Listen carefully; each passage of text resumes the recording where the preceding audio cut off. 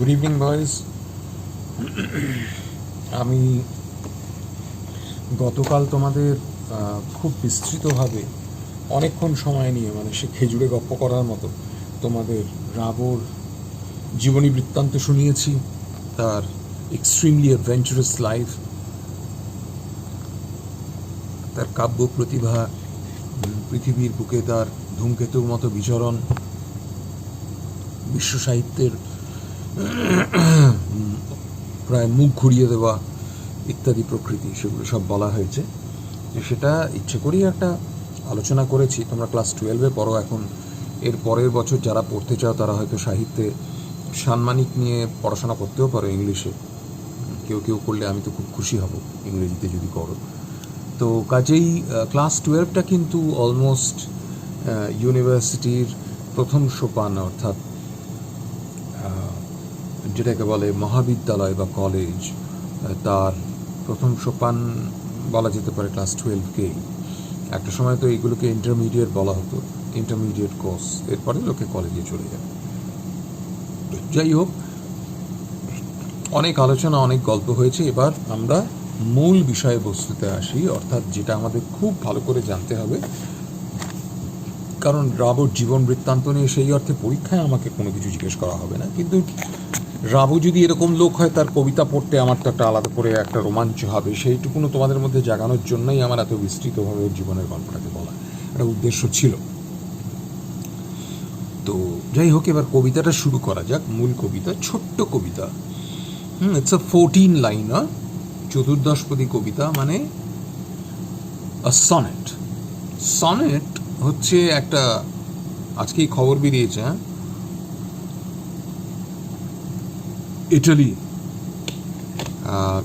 যেখানে আমেরিকার আগে সব থেকে বেশি মৃত্যুর হার ছিল করোনা ভাইরাসে, সেখানে স্পালানজানি হসপিটালে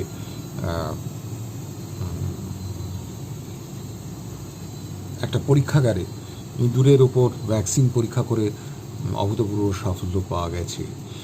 তো সেই ইটালি নবজাগরণের কিন্তু মানে ফাউন্টেন হেড, ওখান থেকেই রেনেসাঁ, প্রকৃত প্রথম রেনেসাঁ, যেটা ইউরোপের চতুর্দশ শতাব্দী, পঞ্চদশ শতাব্দী, মূলত চতুর্দশ শতাব্দীতে ঘটেছিল। এবং তারপরে ইউরোপ সাংঘাতিকভাবে এগিয়ে যায় পৃথিবীতে, দর্শনে, পড়াশোনায়, সমস্ত দিক থেকে, কলায়, শিল্পে।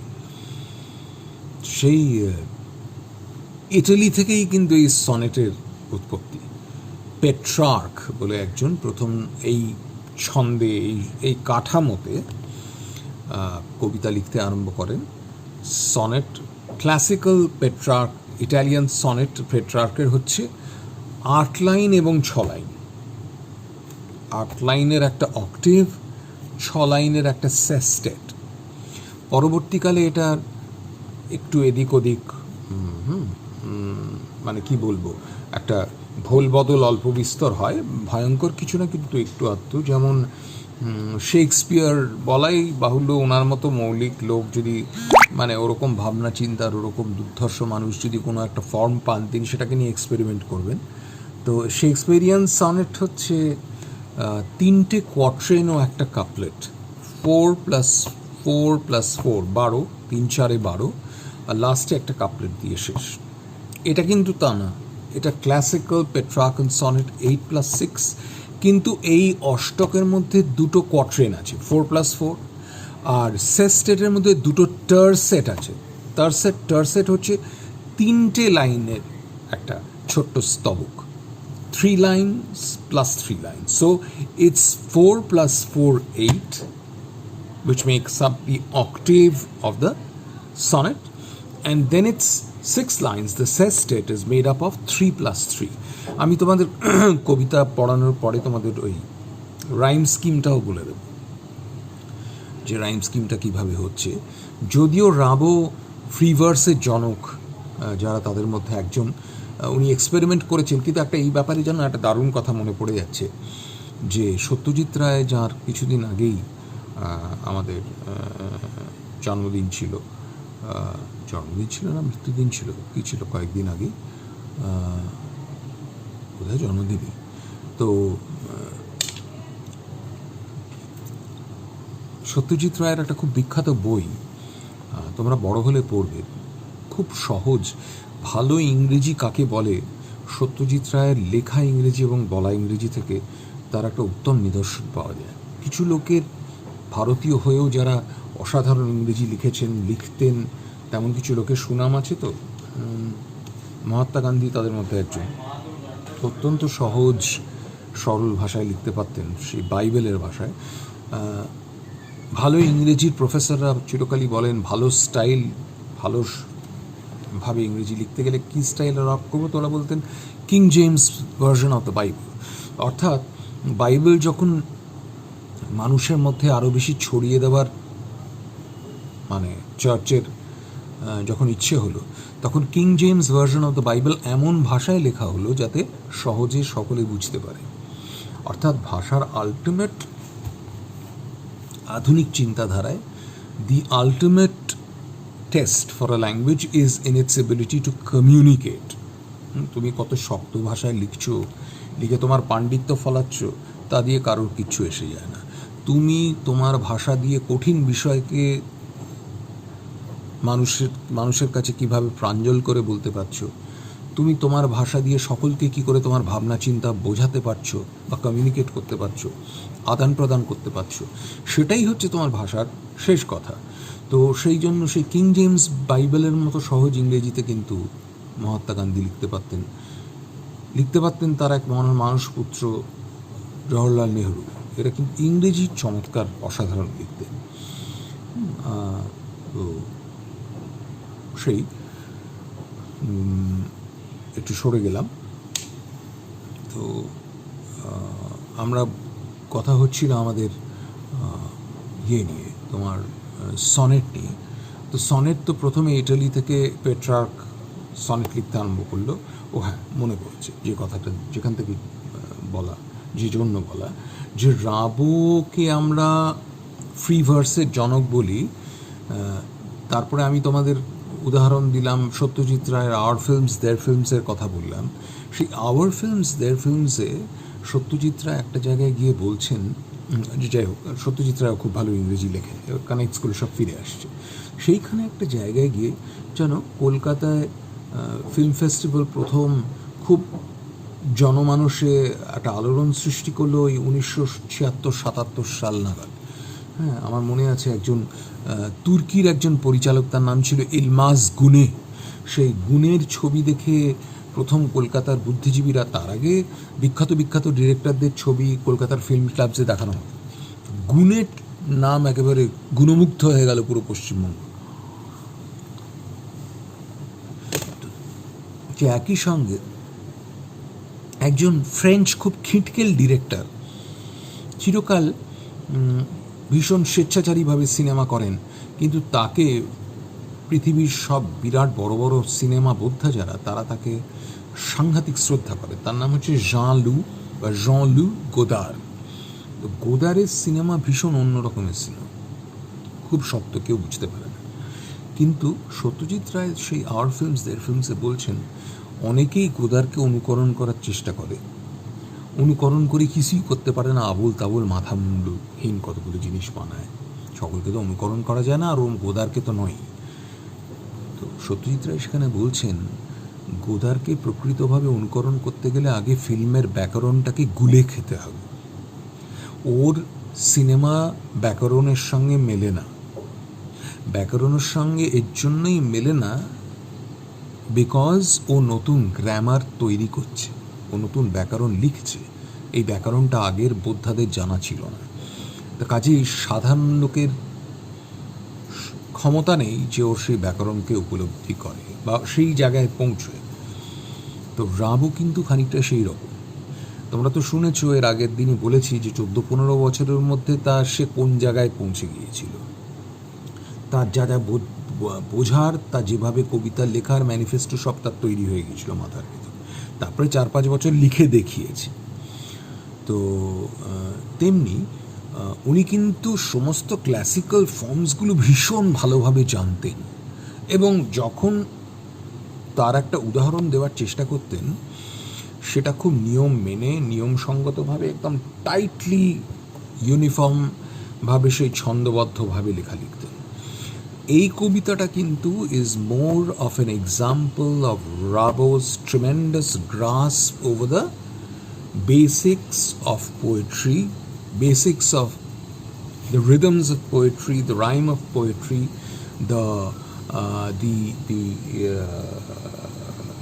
different figures of speech and the different forms of poetry. তো কাজে এইখানে উনি লিখেছেন একটা সনেট, একেবারে সনেটের নিয়ম মেনে সুন্দর করে 4+4+3+3 8+6 ভাগ করে ঠিকমতো ছন্দের বেশি লাফালাফি না করে, হ্যাঁ, কিন্তু উনি একটা সুন্দর কন্ট্রোলড কবিতা লিখেছেন এবং সেটা লেখার দরকার ছিল, কারণ কবিতাটা একটা দুর্দান্ত ছোট গল্পের মতো শেষ হচ্ছে। তো এই যে এত স্বল্প পরিসরে একটা ন্যারেটিভকে এইরকমভাবে বলে একটা বেশ জোরে চলা গাড়িকে ক্যাচ করে ব্রেক কষে থামিয়ে দেওয়া এবং তা দিয়ে লোকজনকে পুরো তার শ্রোতাকে, তার পাঠককে মূলত একেবারে চমকে দেওয়া এবং সেই চমকের মাধ্যমে তার বক্তব্যের কেন্দ্রস্থলে নিয়ে আসা, এটা তার সাংঘাতিক মুন্সিয়ানা। Okay, so this is the way that he has written the poem. চলো এবার কবিতাটা পড়ি।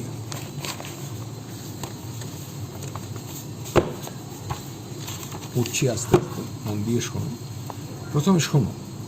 প্রথমেই একেবারে সব কিছু একসঙ্গে তালগোল না পাকিয়ে ভালো করে আগে শোনো, কবিতাটাকে এনজয় করো। তার নিজস্ব একটা ধ্বনি আছে, যদিও এটা অনুবাদ, কিন্তু ভালো অনুবাদ কিন্তু আমাদের যে কোনো সাহিত্যের রসটাকে অনেকটা তার আস্বাদটা দিতে পারে। কিছু কিছু অনুবাদ অসাধারণ। তো যাই হোক, এখানে যে অনুবাদক, আনফর্চুনেটলি তার নামটা দেওয়া হয়নি, দেওয়া উচিত ছিল অবশ্যই, কিন্তু এটা একটা অনুবাদ কর্ম। মূল কবিতা ফরাসি ভাষায় লেখা। মূল কবিতার নামও তোমাদের বলেছি, লে dormeur দুভাল। লে dormeur দুভালের মানে কি? লে মানে dormeur মানে হচ্ছে স্লিপার, যে ঘুমোচ্ছে, ঘুমন্ত।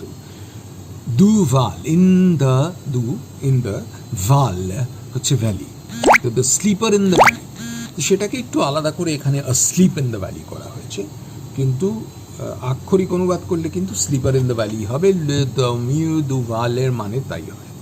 আচ্ছা, এবার আমরা কবিতাটা পড়ি। A small green valley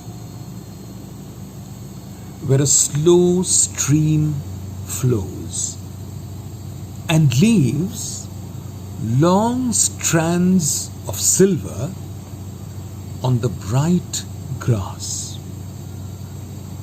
From the mountain top stream the sun's rays, they fill the hollow with light. A soldier, very young, lies open-mouthed. A pillow made of fern beneath his head. Asleep. Stretched in the heavy undergrowth, pale in his warm, green, sun-soaked bed. His feet among the flowers. He sleeps. His smile is like an infant's, gentle, without guile. Ah, nature, keep him warm. He may catch cold. The humming insects don't disturb his rest. He sleeps in sunlight, one hand on his breast, at peace. In his side there are 2 red holes. এই হচ্ছে কবিতা, ছোট্ট কবিতা, চতুর্দশ পদী, 14 liner sonnet.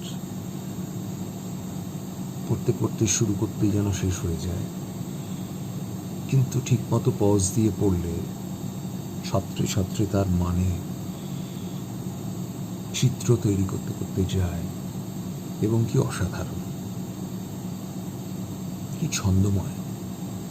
কবিতা তো কবিতাই, কিন্তু শেষে কিরকম অদ্ভুতভাবে ঘ্যাচাং করে যেন হঠাৎ যেন দুম করে যেন শেষ হয়ে যায়, আমাদের চমকে শেষ হয়ে যায়, আমরা চমকে উঠি। এমন একটা জায়গায় আমরা ছিলাম, সেখান থেকে কবি যেন আমাদের এক হ্যাঁচকা টানে অন্য কোনো জায়গায় নিয়ে চলে আসে, সেই সিনেমার জাম্প কাটের মতো। কিছুক্ষণ আগে একটা জিনিস দেখাচ্ছিল, সঙ্গে সঙ্গে ক্যামেরা ঘুরিয়ে এমন জায়গায় নিয়ে চলে গেল ভাবাচাকা খেয়ে যাওয়ার মতো, অন্য এক জগৎ। সেরকম হাতের ক্যামেরা না দিয়ে আমাদের মনের ক্যামেরায় কবি যেন জাম্প কাট করছেন, জাম্প কাট করে এক জায়গা থেকে আরেক জায়গায় নিয়ে আসছেন, এবং সেটা অকস্মাৎ আমাদের বুঝতে না দিয়ে এমনভাবে কবিতাটাকে তৈরি করছেন যে আমাদের আধুনিক মনস্ক যারা, যাদের আধুনিক শিক্ষা আছে, মনন আছে, তারা কিছুতেই কবিতার শেষে আসবেন না, কবিতার শেষটায় লাফিয়ে বুঝে ফেলবেন না, কারণ প্রতি পদে পদে এমন কিছু কথা লেখা আছে যার মানে কবিতার মানেটাকে অন্যদিকেও নিয়ে যেতে পারে। অথচ আমরা কিন্তু একটা হিন্ট পাচ্ছি। There is a strange kind of a vague premonition which starts working in us. মানে কীরকম যেন এক ধরনের অশনি সংকেত আমাদের মধ্যে কাজ করছে, এক ধরনের অশনি সংকেত কাজ করছে যে কি যেন একটা খারাপ কিছু যেন হবে, খারাপ কিছু, কীরকম একটা অদ্ভুত, কিন্তু সেটাকে পিন ডাউন করতে পারছি না, সেটাকে স্পেসিফাই করতে পারছি না।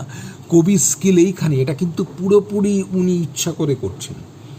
আমাদের মধ্যে একটা টেনশন তৈরি করছেন, আমাদের মনের মধ্যে একটা টেনশন তৈরি করছেন, সেই টেনশনটা ইচ্ছে করে রিজলভ করছেন না, ভাসিয়ে ভাসিয়ে ভাসিয়ে কবিতার শেষ অবধি নিয়ে গিয়ে তারপর এক কোপে উনি রেজলিউশন করছেন, যে resolution is shocking, absolutely shocking, and he wants to give us that shock. কারণ উনি মনে করতেন যে মধ্যবিত্ত যেরকমভাবে কম্প্রোমাইজ করে চারিদিক থেকে একটা নিরাপত্তার ঘেরাটোপে নিজেকে বেঁধে রাখে, সে উট পাখির মতো বেঁচে থাকে, চারিদিকে কি হচ্ছে টের পায় না। সেই উট পাখি কবিতাতেই অসাধারণ লাইন রয়েছে, তুমি মাথা ঢুকিয়ে রাখতে পারো ভাই এই বালির ভেতরে, মাটির ভেতরে, কিন্তু অন্ধ হলে কি প্রলয় বন্ধ থাকে? তুমি অন্ধ বলে কি ঝড় হবে না? ঝড় থেমে থাকবে? তা কখনো হয়? কাজেই পরিণতি তোমাকে জানতেই হবে। তুমি কোথায় পালাবে, কোথায় লুকোবে? ফাটা ডিমে আর তা দিয়ে কি ফল পাবে? মনস্তাপেও লাগবে না ওতে জোড়া, অখিল খিদে শেষে কি নিজেকে খাবে? অসাধারণ। সুধীন্দ্রনাথ দত্ত উটপাখি কবিতায় বলছেন সে একই কথা আর কি।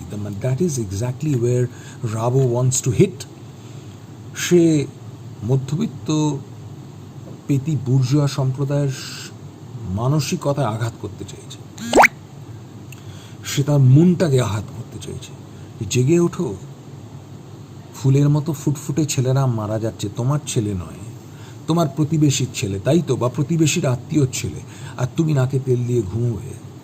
তুমি ভাবছো যে এই বিপদ তোমাকে নিয়ে যাবে না। আজকে দেখো করোনায় আমরা হাড়ে হাড়ে সবাই এই জায়গাটা টের পেয়েছি, তাই না? কার জন্য মৃত্যু লেখা আছে, কাকে কখন মৃত্যু টেনে নিয়ে যাবে আমরা কেউ জানি না। কাজে এখন কিন্তু আমরা খুব বেঁধে বেঁধে চলছি। এখন আমরা আগের থেকে অনেক বেশি হয়তো প্রতিবেশী বৎসল হয়ে উঠেছি, কারণ আমরা জানি কার ঘরে কোপ পড়বে আমরা কেউ জানি না। রাইট। সো এই জায়গাটাই আঘাত করতে চেয়েছেন কবি, এবং আমাদের জাগিয়ে তুলতে চেয়েছেন তখনকার দিনে যে যুব সম্প্রদায় শেষ হয়ে যাচ্ছে। The young men are dying in their prime. তাদের জীবনের শ্রেষ্ঠ সময়ে তাদের টেনে নিয়ে যাওয়া হচ্ছে, and they are being used as cannon fodder. হয় কামানের মুখে মরছে গোলা খেয়ে, নাহলে গুলি খেয়ে মরছে, শয়ে শয়ে হাজারে হাজারে মরছে তারা। তাদেরকে এই বয়সে মরার কথা না। ওই যে চারিদিকে ওই যে উপত্যকার অপূর্ব সুন্দর পৃথিবী, যেখানে জল পেয়ে, সূর্যের আলো পেয়ে, চারিদিক অপূর্ব সবুজের গালিচা চতুর্দিকে, ঘন সবুজ, চারিদিকে গাছ গাছালি, ঝোপঝাড়, ফুল অবাধে বাড়ছে, আনন্দে বাড়ছে প্রকৃতির মধ্যে। এই যুবকের যৌবনে তার সেইভাবেই বেড়ে ওঠার কথা সমাজে, কিন্তু প্রকৃতি যেটা পারে, প্রকৃতি যেটা অনায়াসে করে, প্রকৃতির মধ্যে নিয়মবদ্ধ হয়ে যে পরিবর্তনগুলো অনায়াসে হয়, মানুষ সেখানে ভয়ঙ্কর সব পরিণতি ডেকে আনছে। মানুষ প্রকৃতির মাথার উপর নাচতে গিয়ে তার নিজের সর্বনাশ ঘটাচ্ছে। আগে দেখেছিলে, আগের কবিতায় সে গাছ কাটছে, যে ডালে বসে আছে সেই ডালই কাটছে, যে গাছ উপকার করে তারই অপকার করছে। আর এইখানে সে তার যুব সম্প্রদায়কে ধ্বংস করছে তার লোভের জন্য, তার মুনাফার জন্য, তার রাষ্ট্রের লোভের জন্য, তার রাষ্ট্রের ক্ষমতার জন্য। ব্যাপারটা অনেকটা একই, পরপর কবিতাগুলো সাজানো এবং রিভার্স ক্রোনোলজিতে। আগের কবিতাটা আরও অনেক আধুনিক, এটা সময় আর একটু পেছনে, কিন্তু সেইভাবে চিন্তা করলে একই গল্প, একই কথা বলছে। মানুষ একইভাবে ভুল করতো আগেও, ভুল, মানুষের ভুল। আবার কবিতায় চাই, আ স্মল গ্রিন ভ্যালি, ছোট্ট সবুজ একটা উপত্যকা, where a slow stream flows, সেখানে স্ট্রিম মানে হচ্ছে ছোট্ট রিভিলের ছোট্ট ছোট্ট নদ, ছোট নদী। হ্যাঁ, আমাদের ছোট নদী চলে আঁকে বাঁকে, সেরকম ছোট্ট নদী, পাহাড়ি নদী। ওই গ্লেসিয়ার ফেড হয় অধিকাংশ সময়, তারপরে একটা সময় শুকিয়ে যায়, পাথর থাকে, তারপর একটা সময় আবার সে বহতাও থাকে। তো এর মধ্যে একটা প্রকৃতির বোঝাপড়ায় সেটা চলতে থাকে। স্লো স্ট্রিম আস্তে আস্তে এসে বইছে, কারণ উপত্যকায় এসে একটা নদী যখন সে একটা গ্রেডিয়েন্ট, একটা ঢালে থাকে, তখন সে খরস্রোতা। যখন সে উপত্যকায় আসছে, তুলনামূলকভাবে বা এমনিতেও স্বাভাবিকভাবেও তার স্রোতের দাপটটা কমে যাচ্ছে। সে একটা সমতল জায়গায় আসছে, কাজেই সে ওপর থেকে নিচে পড়ে যে প্রবল গতিতে ছুটে আসছিল, সেই গতিটা আস্তে আস্তে স্লথ হয়ে আসছে, কমে আসছে। Slow stream flows and leaves long strands of silver on the bright grass. এটা কি করে হচ্ছে? স্ট্র্যান্ড মানে হচ্ছে স্ট্রিপ, স্ট্রিপ মানে কোনো কিছুকে যদি খুব পাতলা পাতলা করে আমরা কাটি, তাহলে সেই পাতলা কাটা অংশগুলোকে স্ট্রিপ বলা হয়। এখানে স্ট্রিপ কি? ঘাস, লম্বা লম্বা ঘাস ওই পাহাড়ি নদীর ধারে। এখন পাহাড়ি নদী আসতে চললেও পাথরের গায়ে ধাক্কা খেয়ে এসে কিন্তু জল ছিটোয়, তা জলে ছিটে এসে ওই ঘাসের ডগাগুলোকে সব ভিজিয়ে দেয়, কারণ তার উপরে বিন্দু বিন্দু বিন্দু বিন্দু নানান জায়গায় জল জমে থাকে। এরপরেই সে বর্ণনাটা আছে, তার থেকে বুঝতে পারবে যে সূর্যের আলো আবার অনেকটা ওই নদীর মতো বয়ে আসছে। ওই যেহেতু ভ্যালি, একটা খুব ইন্টারেস্টিং ব্যাপার, হলো যে শব্দটা, we understand that hollow is a space where there is no matter, ফাঁকা একটা গর্তের মতো। কিন্তু one of the old meanings of hollow is a small valley, ছোট ছোট উপত্যকা, যেটা হয়তো কিছুটা হলোর মতো এরকম হয়তো সেই। তো সেখানে সূর্যের আলো যখন ওপর থেকে নেমে আসছে সকালবেলা, পাহাড়ের ওপর থেকে সূর্যের আলো যখন ধেয়ে নেমে আসছে, সূর্য সমস্ত কিছু সূর্য স্নাত হয়ে গেছে, সূর্যের আলো একটা প্যারালাল স্ট্রিম তৈরি করেছে। এবার সূর্যের আলো এসে আবার ওই ছোট্ট পাহাড়ি নদীর জলে এসে পড়ছে। নদীর জল চিকচিক করছে, শুধু নদীর জলই চিকচিক করছে না, ওই ভিজে যাওয়া ঘাসের ডগাগুলোও চিকচিক করছে।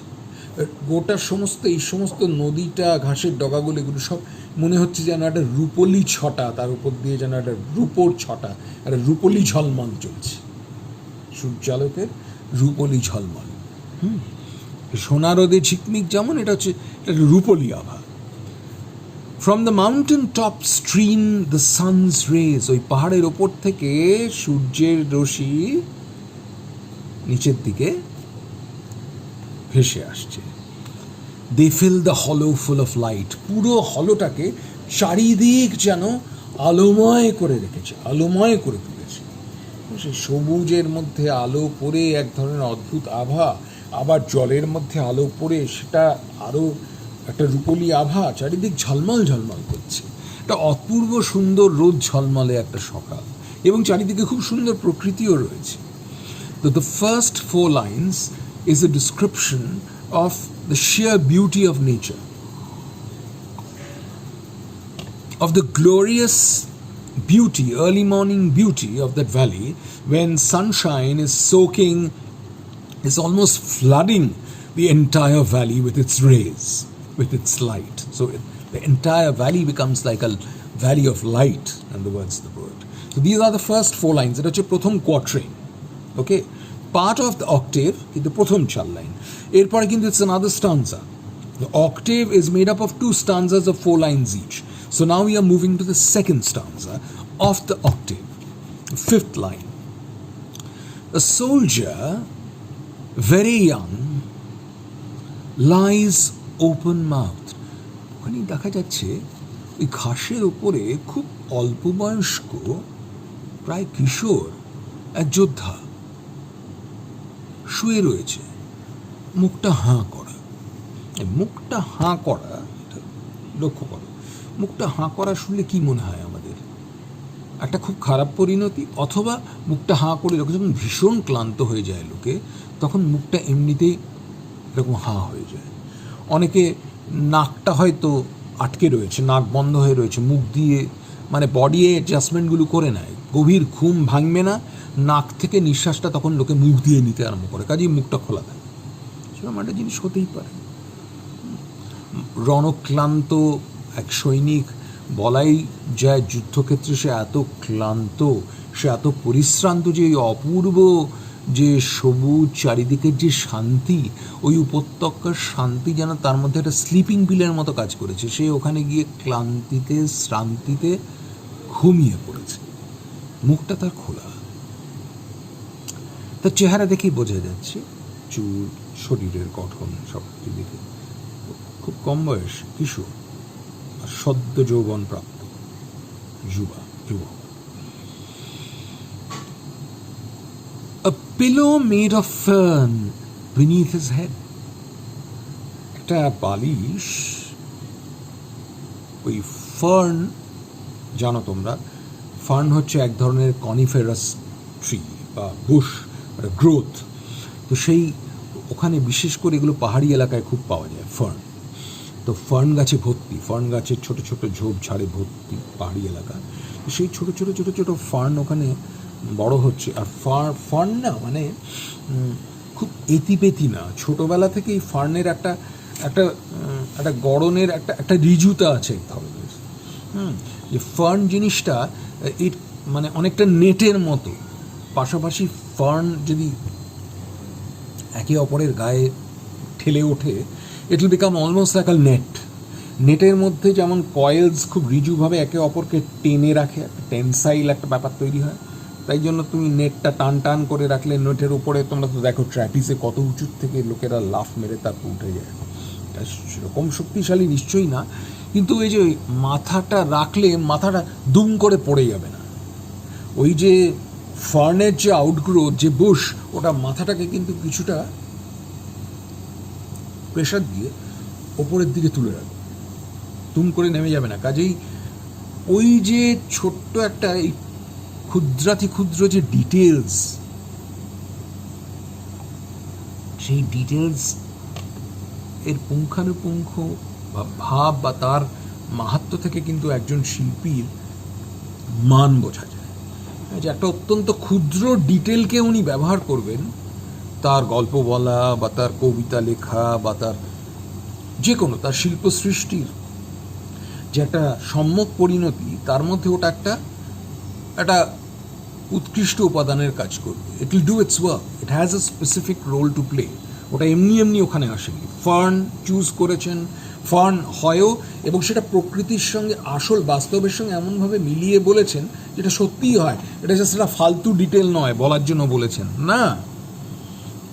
রাবো সেই মাপের লোকই নয়, রাবোর শিক্ষা সেই মাপেরই নয়, তোমরা জানো সেটা। তো তাই জন্য সেগুলো আগে বলা দরকার ছিল।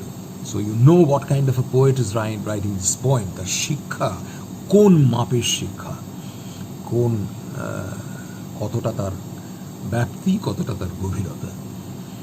তো a pillow made of fern beneath his head, সেখানে বালিশের মতো তৈরি করে দিয়েছে ওই ফার্ন গাছ, তো মাথা দিয়ে শুয়ে আছে। asleep, ঘুমন্ত।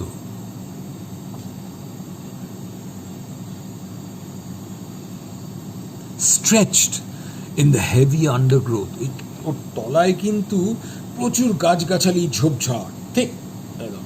কারণ ওই ভ্যালিটা যেটা, it is very well fed by this mountain stream, it gets enough sunlight, it gets enough water, হ্যাঁ, ওখানে কোনো পলিউশন নেই, কাজেই প্রকৃতি তার নিজের মতো একেবারে প্রকৃত শক্তিতে, হ্যাঁ, সে তার বার ঘটছে সমস্ত দিক থেকে, গাছগাছালিতে, ঝোপে ঝাড়ে, ফুলে, সমস্ত কিছুতে। So stretched in the heavy undergrowth, মানে আন্ডারগ্রোথটা খুব ঠিক, একেবারে জংলা গ্রোথ ভর্তি, গাছগাছালি, ঝোপঝাড়। Pale in his warm green sun-soaked bed, কবি কিন্তু রং নিয়ে খেলা করছেন এবং রংকে ব্যবহার করছেন। আসল ফরাসি ভার্সনে ওই পেল যে কথাটা, রক্তশূন্যতা বা রক্তাল্পতা হলে শরীরের যে চেহারা হয়, একটা ছাই ছাই ভাব, একটা মানে বর্ণহীন, হ্যাঁ, একটা পাণ্ডুর ভাব, সেই রংটার মধ্যে যে একটা হালকা ছাই বা একটু হালকা নীলাভ ছোঁয়া আছে, সেইটা অনুবাদে আসেনি, কিন্তু অরিজিনাল ফ্রেঞ্চে ব্লু এর মেনশন আছে। ব্লু রংটার কিন্তু অনেক রকমের সিগনিফিকেন্স আছে। Blue is blue blood, but blue is also Venus blood. Blue is also a sign of poison. Blue is also a sign of the circulation not working properly, and যার ফলে একটা অ্যাশন, bluish অ্যাশন একটা complexion তৈরি হচ্ছে। Blue can also mean sadness and death. সব significance ওই নীল রংটার মধ্যে আছে। তো সেইটা আনফর্চুনেটলি অনুবাদে আসেনি।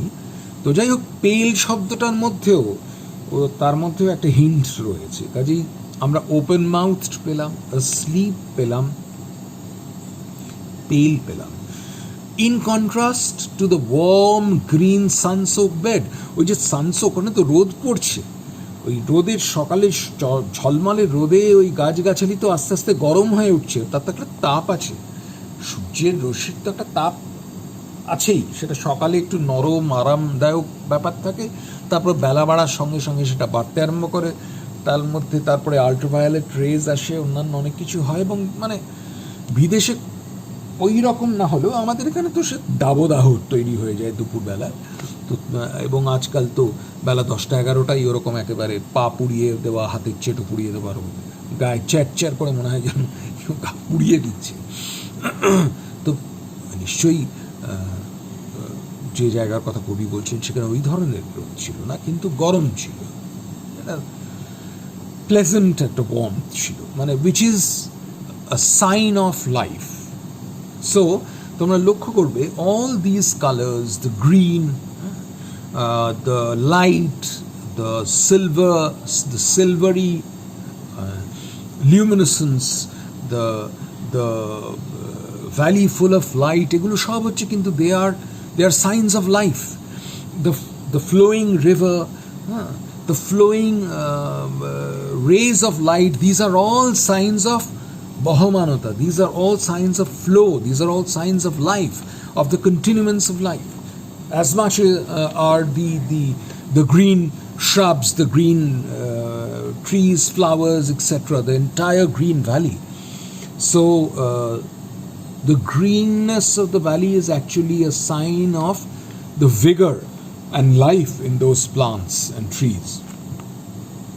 And it seems the entire valley seems to embody that, seems to stand for that, seems to signify that.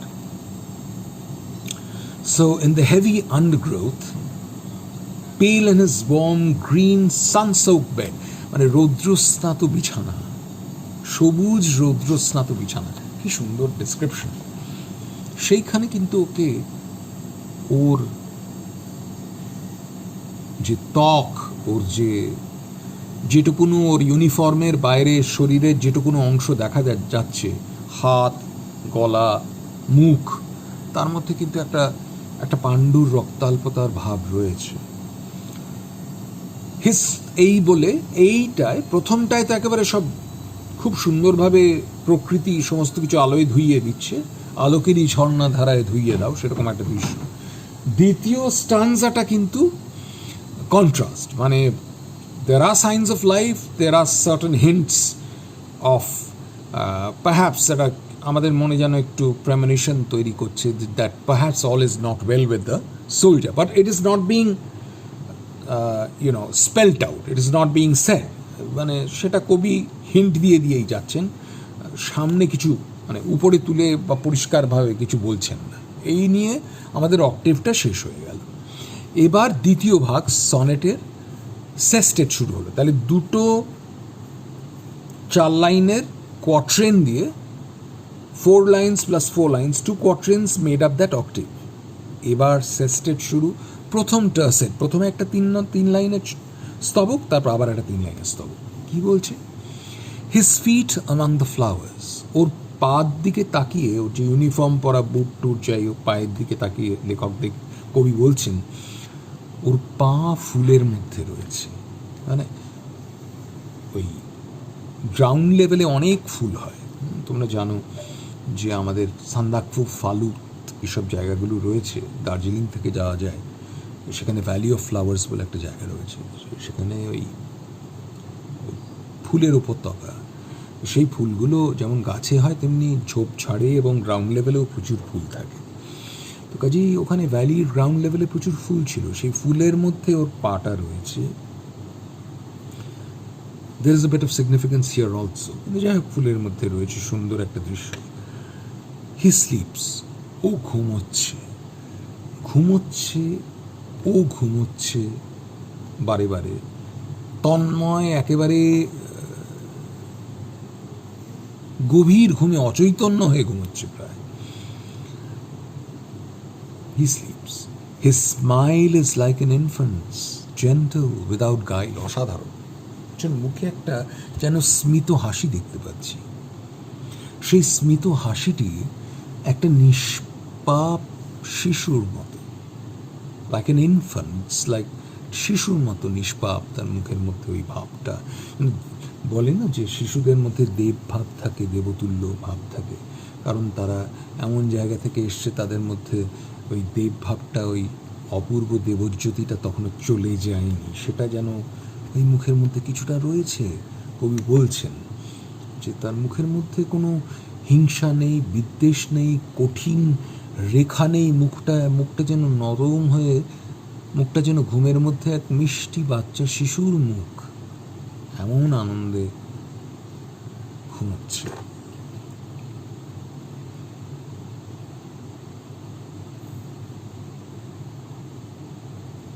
Gentle his smile, without guile. Guile শব্দটা কি? Guile has everything to do with ক্রূরতা, কপটতা, ছলনা। Guile is a form of low cunning, হ্যাঁ, মানে চালাকি, মানে খুব খুব ধূর্ত বুদ্ধি, সেটাকে বলা হয় গাইল। যেটা থাকলে অ্যাকচুয়ালি যুদ্ধে খানিকটা সুবিধেই হয়, তোমার অপোনেন্টকে বা তোমার শত্রুকে নানানভাবে তুমি ফাঁদে ফেলতে পারো, বোকা বানাতে পারো। সেটা একটা আলাদা ক্ষমতা, যেটা এমনিতে আপাতভাবে মরাল দিক থেকে চিন্তা করলে যেটা একটা ভালো জিনিস না, সেটা কিন্তু যুদ্ধক্ষেত্রে গিয়ে অন্য জিনিস হয়ে যাচ্ছে।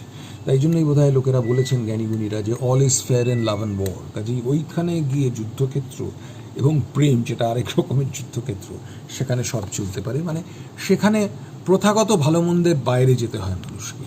তো যাই হোক, সেই ব্যাপারটা, সেই যে অভিজ্ঞতার ক্রূর যে লাইন বা ক্রূর যে আভাস, সেগুলো কিন্তু ওর মুখের মধ্যে নেই। অর্থাৎ সে নেহাতি নেহাতি বালক, হাতে বন্দুক ধরিয়ে বলা হয়েছে যাও দেশের জন্য যুদ্ধ করো। নেচার,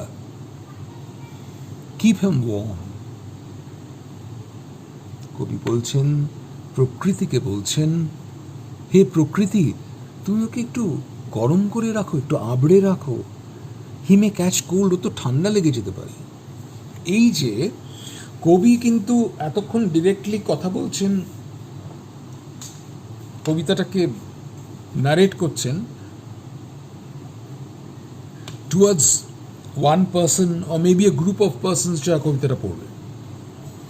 কিন্তু এই যে ডুয়াল কমিউনিকেশন, তার মধ্যে যে একটা তৃতীয় ব্যক্তি বা একটা তৃতীয় এন্টিটি চলে এলো এবং সেই এন্টিটিকে উদ্দেশ্য করে কিছু বলা হলো, এটা কিন্তু এক ধরনের পোয়েটিক ডিভাইস কবিতায় ব্যবহার করা হয়। এটা এক ধরনের অলংকারই বলো বা কবিতার এক ধরনের ব্যবহার, এক ধরনের ডিভাইসের ব্যবহার, সেটাকে বলা হয় অ্যাপস্ট্রফি।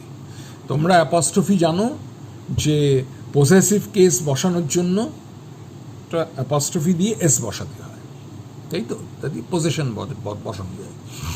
তো এইটা কিন্তু অন্য ব্যাপার।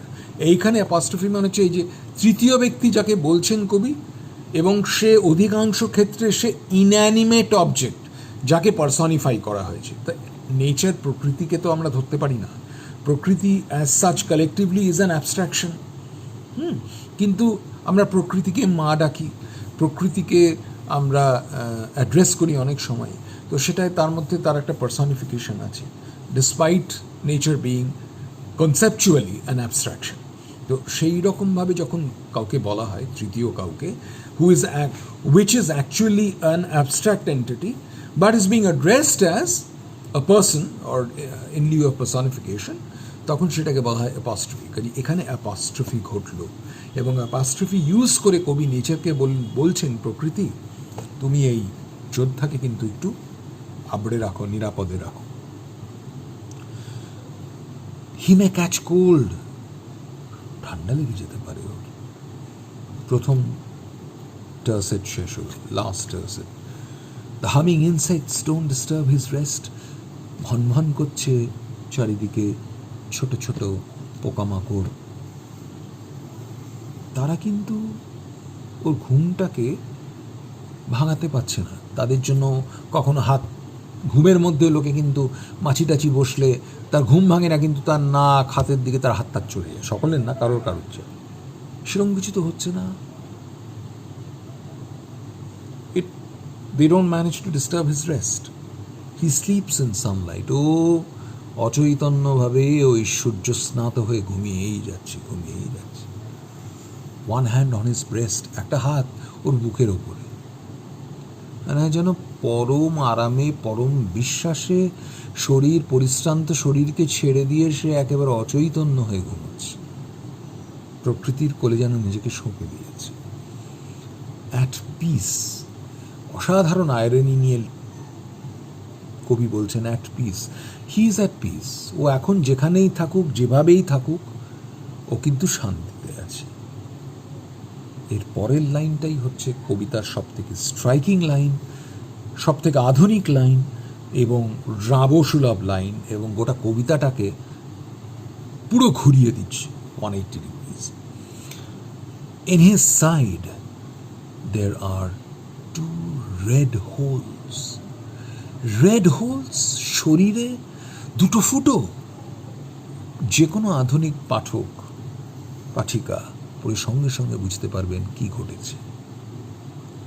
সেটাকে বলা হচ্ছে খুব মিউটেডভাবে, খুব সংক্ষিপ্ত পরিসরে, আমরা সকলেই জানি।